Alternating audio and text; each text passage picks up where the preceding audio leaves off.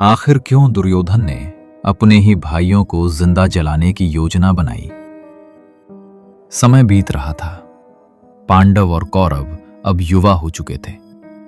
हस्तिनापुर की प्रजा युधिष्ठिर की धर्मनिष्ठा और न्यायप्रियता से प्रभावित थी। भीष्म और अन्य बुजुर्गों की सलाह पर धृतराष्ट्र ने घोषणा की, युधिष्ठिर को हस्तिनापुर का युवराज बनाया जाता है। लेकिन इस घोषणा ने दुर्योधन के मन में ईर्ष्या की आग भड़का दी। दुर्योधन ने सोचा, यदि युधिष्ठिर राजा बन गया तो हस्तिनापुर सदा के लिए पांडवों का हो जाएगा। वो अपने मामा शकुनी के पास गया। शकुनी ने कहा, पांडवों को युद्ध में हराना कठिन है, लेकिन यदि वे जीवित ही न रहे। यहीं से जन्मी लाक्षागृह की साजिश। दुर्योधन ने धृतराष्ट्र को समझाया कि पांडवों को कुछ समय के लिए वारणावत भेज दिया जाए। वहां उनके रहने के लिए एक भव्य महल बनाया गया, लेकिन वो महल वास्तव में मौत का जाल था। उस महल को बनाया गया था लाख, घी तेल, सूखी लकड़ी, इन सब के कारण वो महल बहुत जल्दी आग पकड़ सकता था।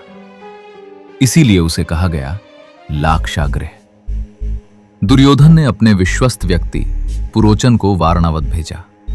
उसे आदेश दिया गया, जब पांडव उस महल में रहने लगे तो एक रात आग लगा देना, ताकि सबको लगे कि ये एक दुर्घटना थी।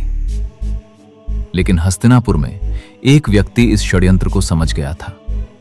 वो थे विदुर। विदुर ने गुप्त संकेतों में युधिष्ठिर को चेतावनी दी।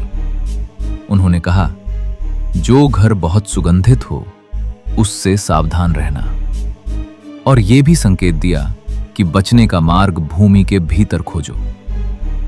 युधिष्ठिर समझ गए कि कोई भयानक योजना बनाई गई है।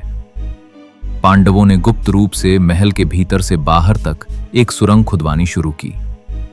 कई दिनों तक यह कार्य छुपकर चलता रहा। पुरोचन को कुछ भी पता नहीं चला। पांडव जानते थे कि पुरोचन किसी भी रात लाक्षागृह में आग लगा सकता है। इसलिए उन्होंने निर्णय लिया कि वे इस योजना को अपने ही हाथ में ले लेंगे। उस रात जब सब सो रहे थे, भीम ने स्वयं लाक्षागृह में आग लगा दी। लाख, घी और तेल से बना वो महल कुछ ही क्षणों में भयंकर आग की लपटों में घिर गया। और इसी बीच पांडव और माता कुंती गुप्त सुरंग के रास्ते बाहर निकल गए और जंगल की ओर चले गए। उधर पुरोचन उसी आग में फंस गया और वहीं जलकर मर गया।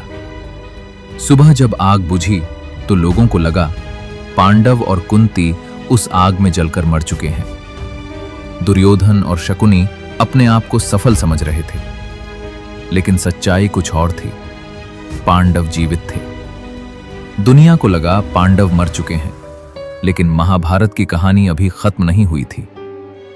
अगले एपिसोड में देखिए जंगल में पांडवों की पहली भयानक मुठभेड़। अगले एपिसोड में मिलते हैं दोस्तों। अगर ये कहानी आपके मन को छू गई हो तो इस यात्रा में हमारा साथ जरूर दीजिए।